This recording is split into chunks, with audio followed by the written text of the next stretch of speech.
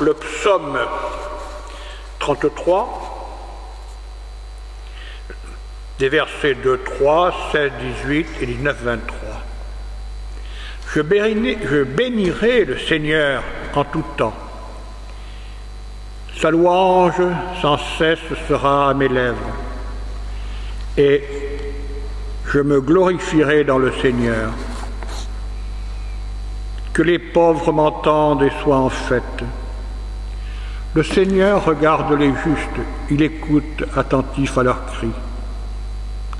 Le Seigneur entend ceux qui l'appellent. De toutes leurs angoisses, il les délivre. Il est proche du cœur brisé et sauve l'esprit abattu. Le Seigneur rachètera ses serviteurs. Pas de châtiment pour qui trouve son refuge. Et l'évangile qui nous est proposé aujourd'hui, Luc, paragraphe 18 et versets de 9 à 14. En ce temps-là,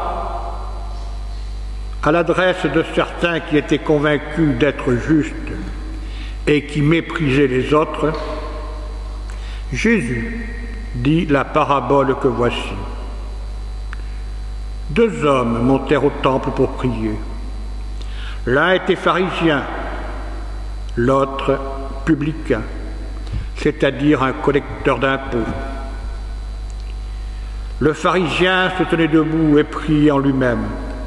Mon Dieu, je te rends grâce parce que je ne suis pas comme les autres hommes. Ils sont voleurs, injustes, adultères. Ou encore, comme ce publicain, je jeûne 2 fois par semaine, je verse le 10e de tout ce que je gagne. Lui, le publicain, se tenait à distance et n'osait même pas lever les yeux vers le ciel. Mais il se frappait la poitrine en disant « Mon Dieu, montre-toi favorable au pécheur que je suis. Je vous le déclare. » Quand ce dernier redescendit dans sa maison, c'est lui qui était devenu un homme juste plutôt que l'autre. Qui s'élève sera abaissé et qui s'abaisse sera élevé. Acclamons la parole de Dieu. Amen.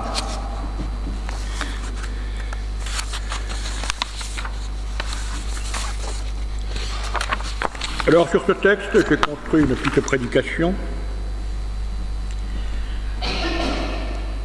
Ce texte que nous venons de lire et sur lequel nous sommes incités à méditer, nous propose donc cette parabole dans laquelle certaines personnes se persuadent qu'elles sont justes et s'autoproclament supérieures aux autres. Nous voici donc ramenés à Jérusalem. Et la lecture de ces quelques versets est fort édifiante. Nous sommes donc en présence de deux personnes bien différentes, car le pharisien était imprégné de la loi de Dieu et se faisait fort de la respecter à la lettre. Pour cela, il devait se poser en modèle. De plus, il appartenait à la classe supérieure, juste en dessous des Sadducéens, qui eux représentaient la prêtrise, et en quelque sorte le clergé de l'époque. Les Sadducéens étaient seuls habilités à célébrer le culte et les sacrifices à l'intérieur du temple. Par la suite, après la destruction du temple par Titus, ce sont les pharisiens qui prendront le relais et ce sont eux qui sont à l'origine de la tradition rabbinique, celle du judaïsme actuel. En revanche, les publicains s'étaient mis à disposition de l'occupant romain et assuraient la collecte de l'impôt. En quelque sorte, ils passaient pour des collaborateurs avec l'occupant. Et en cela, l'on ne peut pas dire qu'ils étaient particulièrement appréciés par la population. Malgré cela, ils faisaient aussi partie des enfants d'Israël, et souvent ils étaient bien plus riches que les pharisiens. En résumé, le pharisien, fort de sa position et de ses connaissances, essaye de tout bien faire, mais il n'a pas toujours tout compris. Le publicain, lui, ne risque pas de se tromper, puisqu'il n'a rien fait. Il n'a rien fait parfaitement. Il est parfaitement conscient de son état qui le place en marge de cette société. Il ne respecte pas strictement le commandement et en plus, il est au service des non-juifs. Pour un pharisien, le simple contact avec un non-juif était source d'impureté. Or voilà, c'est lui, celui qui aux yeux de la communauté représente le mauvais juif qui s'en retourne chez lui justifié. C'est un peu un chamboule de tout évangélique. Le secret du qui perd gagne. Les dés sont pipés pour les profs et pour les élèves ou anciens élèves présents. Ce pharisien, cet irritant premier de la classe, est collé avec 17 sur 20. Le publicain est reçu avec 2 sur 20. Où est la justice? Ce n'est pas ici la revanche des médiocres.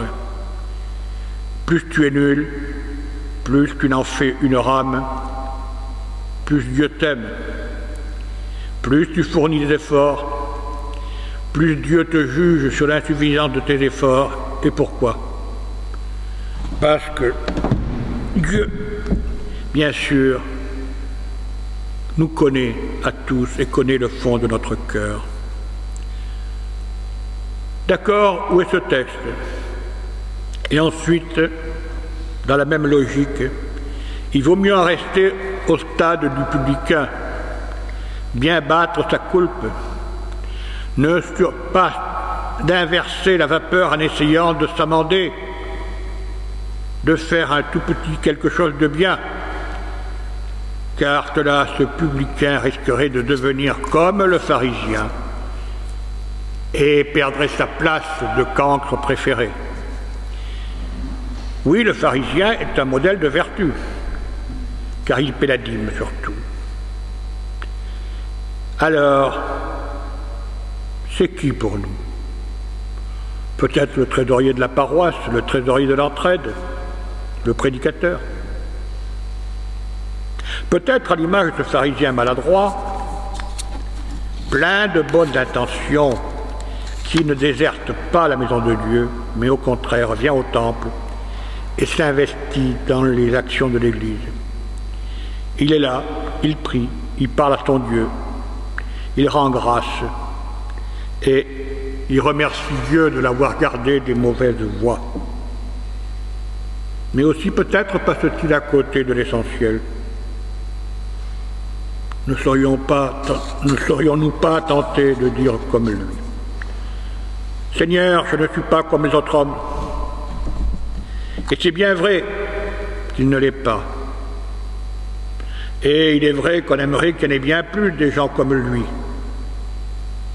qui ne sont pas comme les autres hommes.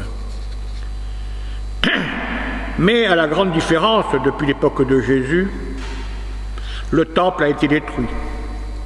Les Sadducéens ont disparu.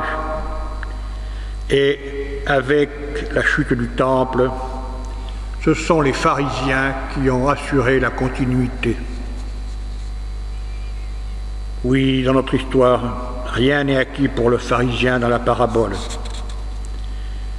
Soyons-en persuadés, sa bonne conduite, ses bonnes actions, c'est le fruit de l'étude persévérante, quotidienne, disciplinée des Écritures.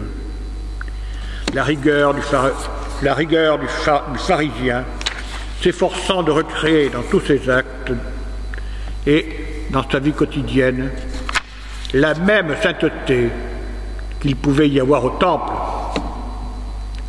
Cette rigueur et cette quête de pureté n'est pas très éloignée de celle des fameux Esséniens. La différence importante reposant sur le fait que le pharisien n'avait pas renoncé à jouer leur part dans le monde de la cité. Dans le monde, mais pas du monde, ça nous dit quelque chose.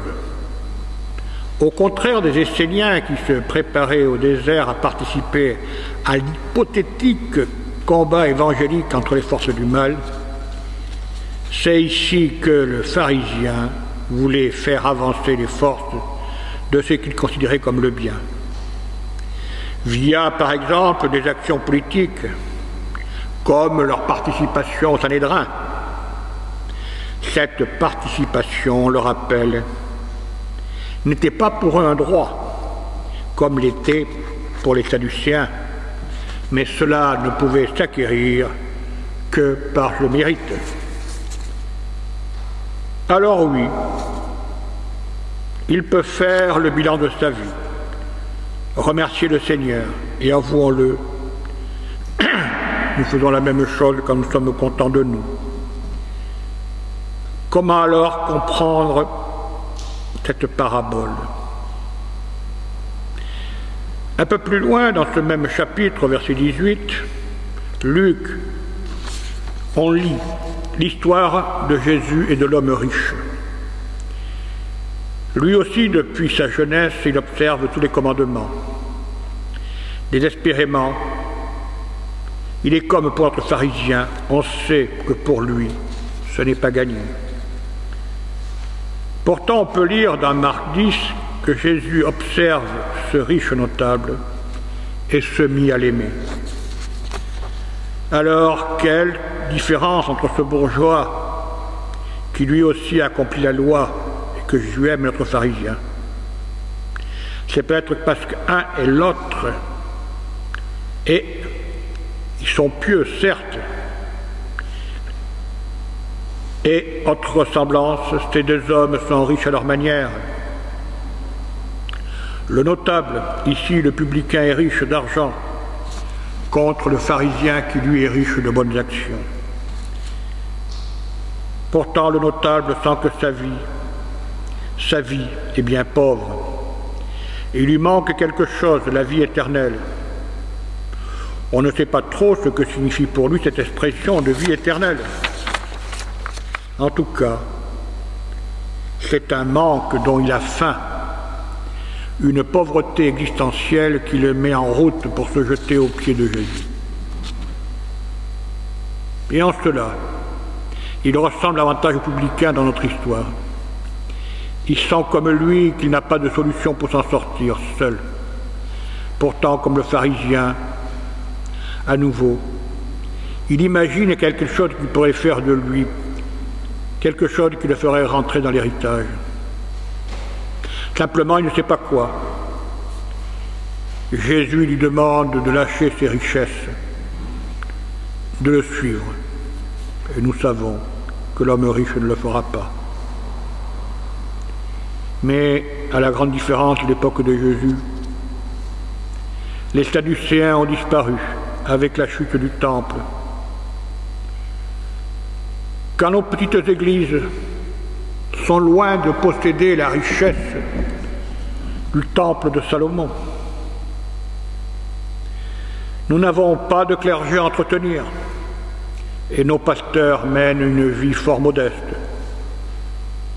Nous vivons tous dans des églises qui essayent de survivre dans une société de plus en plus difficile. Nous survivons grâce aux dons et à l'implication de certains.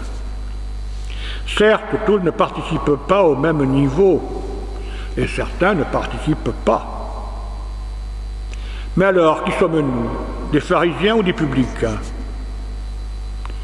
Voilà une question à laquelle il est difficile de répondre. Mais n'oublions pas que nous sommes sous le regard de Dieu et que lui seul peut juger. Alors peut-être sommes-nous un peu des deux. Mais tous, nous avons notre place, que nous soyons pratiquants ou pas, dans la mesure où nous appliquons le principal commandement que Jésus nous a enseigné: aimer son prochain comme soi-même. Amen. Ça peut être à présent, voilà en quoi notre Seigneur nous exhorte. Voici le commandement que le Christ nous a donné. Celui qui aime Dieu doit aussi aimer son frère. À ceux qui ont été appelés par Dieu, qui vivent dans l'amour de Dieu le Père et qui ont gardé par Jésus-Christ, que le pardon, la paix et l'amour vous soient donnés. Au nom du Père, du Fils et du Saint-Esprit. Amen. Et nous allons chanter un dernier.